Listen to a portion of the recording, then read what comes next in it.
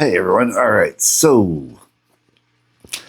we're into the Reload Kitchen Sink. This is Escape from the Studio 97, live at the Reading Festival in Reading, England, August 24th, 1997. It also contains remixes from the Vault. Now, before I get into this, I thought I may have heard one or two of these remixes from the Vault. I was definitely wrong. Actually, I think one of them I may have heard, but it says I didn't, so I don't know. But we'll get into that. All right. So I'm just going to get into this set list.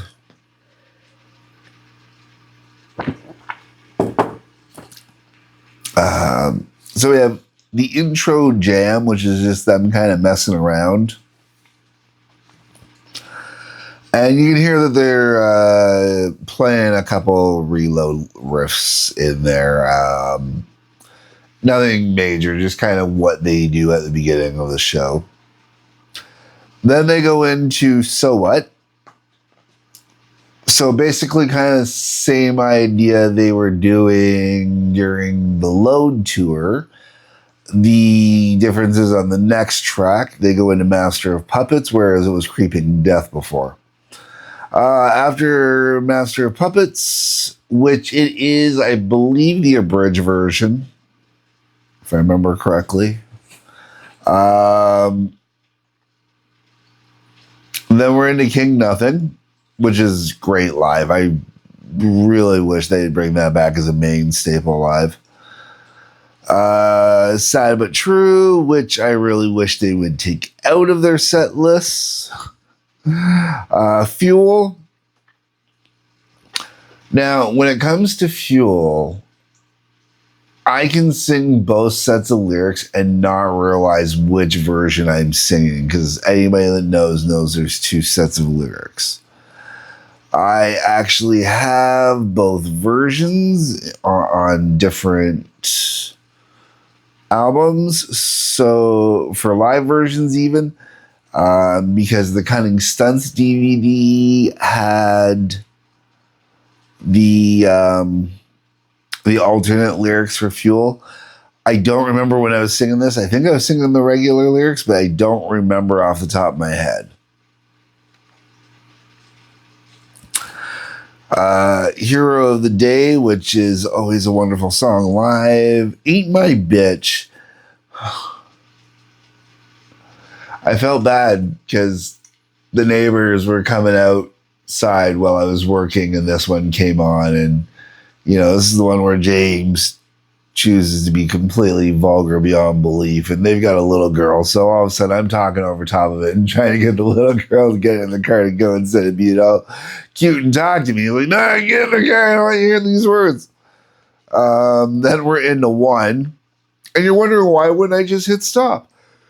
Because I had it playing on, I had the CDs playing on my computer in my room here, but I was outside working in the backyard and I had my JBL speaker running. So no trying to give any plugs or endorsements there. It's just what I was using.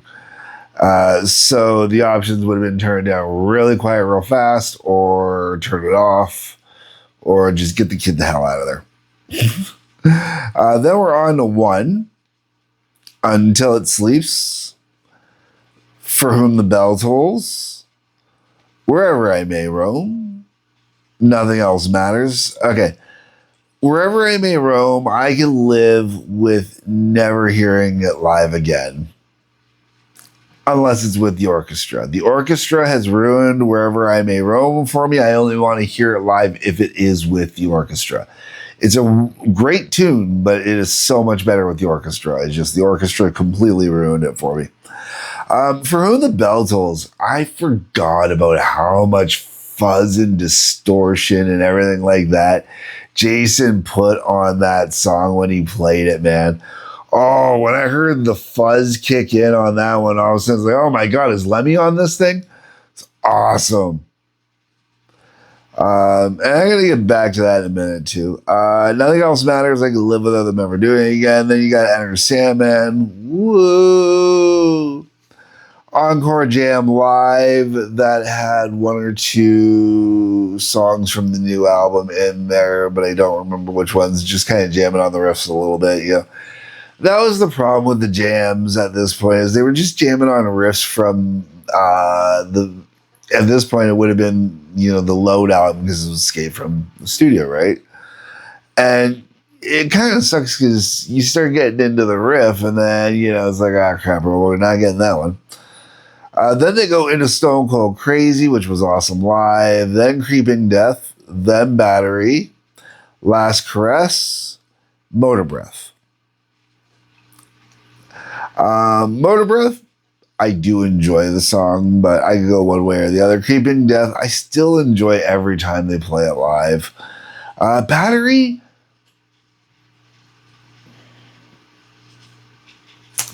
was always probably the song, other than Sanitarium, Battery was probably the song off of Master I've always kind of cared about the least, I guess. The covers are always great when they're in there, just because it's something different. Then you got the remixes from the vault. For Whom the Bell Tolls, the irony of it all mix. This one, it says originally in the Spawn the album compilation. So I've covered the Spawn soundtrack. It is there if you want to go watch it. If this is the same version, it's not good. But then you get to the next one, For Whom the Bell Tolls, Haven't Heard It Yet mix. It's a little bit better, but not really. This one was apparently used as a B-side on the Memory Remains single. I know it's on the Memory Remains single in the box set, but I have the UK Memory Remains singles, and unless there were different ones besides the UK ones, if I remember correctly, I think the UK ones did not have, I know for a fact, the UK ones did not have a For Whom the Bell Tolls on it. I'd have to go grab them and check to see exactly what they were, but definitely was not For Whom the Bell Tolls. Then you got the Fuel unreleased Boomerang, I think, is that, I don't know, is that, okay. Viper mix, oh my god. The sledgehammer on the anvil in this song was brutal on my head. At least that's what it sounded like. Then you get to two that surprised the hell out of me. The Unforgiven unreleased Whipping Boy mix, which I actually was really impressed with. I thought this was a really, really well done remix. And there have been other Metallica remixes I've enjoyed over the years. I would actually put this in there. I actually thought that was really, really well done. And then you had the Enter Sandman unreleased Overseer mix. And this was another one too where I honestly was really impressed with it. I thought it was really good in the way it was done.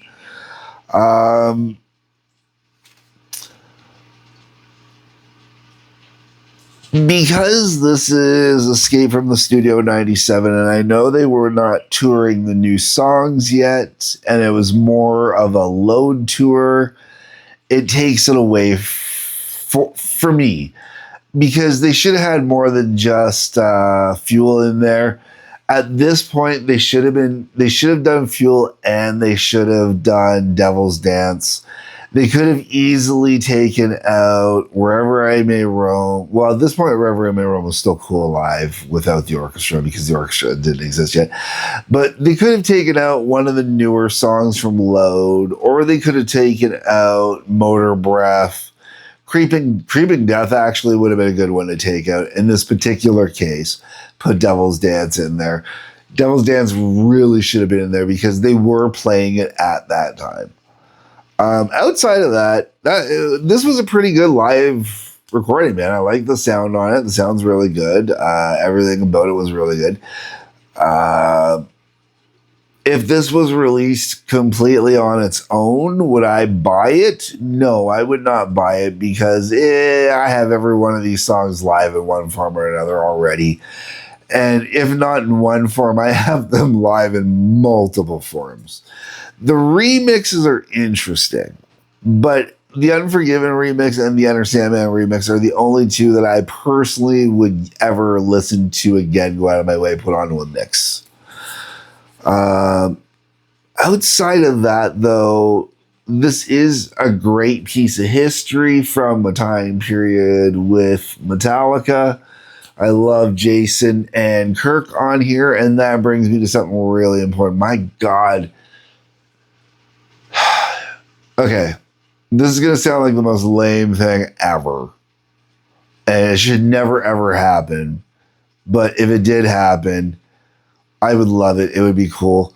Jason needs to come back to Metallica just to do the background vocals live.